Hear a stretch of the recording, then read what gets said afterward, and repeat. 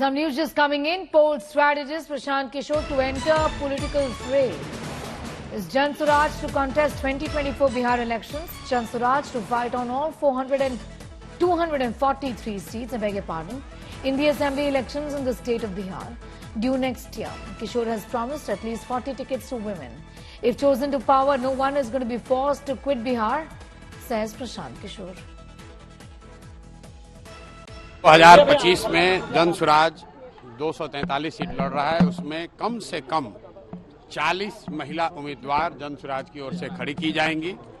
दूसरी बात हमने ये भी कही कि 5 वर्ष का और समय मिला। 2030 में कम से कम 70 से 80 महिलाओं को जन स्वराज के प्लेटफॉर्म से प्रशिक्षित करके उनके पीछे अपनी ताकत, बुद्धि, शक्ति, व्यवस्था लगाकर उनको नेत्री बनाने का जो अभियान है वो शुरू किया है।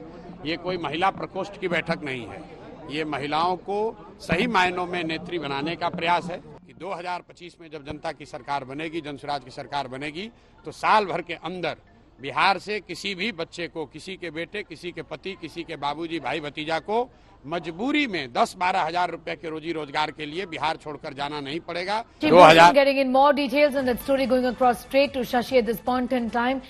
Much anticipated, much expected, isn't it, Shashi? But this formal announcement has now come in today from Kishore himself. देखिए, प्रशांत किशोर ने ये पहले ही तय कर रखा है कि आने वाले 2 अक्टूबर को अपनी नई पार्टी, जो जन स्वराज पार्टी है, उसकी विधिवत घोषणा करेंगे, उसकी लॉन्चिंग होगी। लेकिन उसके पहले अलग अलग वर्गों के साथ उनकी एक बैठकें चल रही हैं। पिछले दिनों उन्होंने युवाओं के साथ बैठक की थी पटना में, और आज महिलाओं के साथ बैठक की है।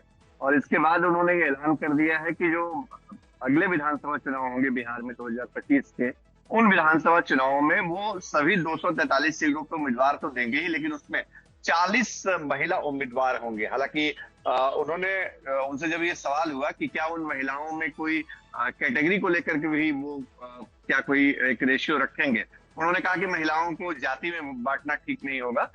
मैं महिलाओं की नुमाइंदगी की बात करता हूँ, नारी शक्ति की बात करता हूँ, और ये जरूरी है कि महिलाओं को पहले हिस्सेदारी दी जाए। तो जन स्वराज की तरफ से 40 महिला उम्मीदवार 2025 के विधानसभा चुनाव में, बिहार असेंबली इलेक्शन में उतारने का कमिटमेंट प्रशांत किशोर ने कर दिया है।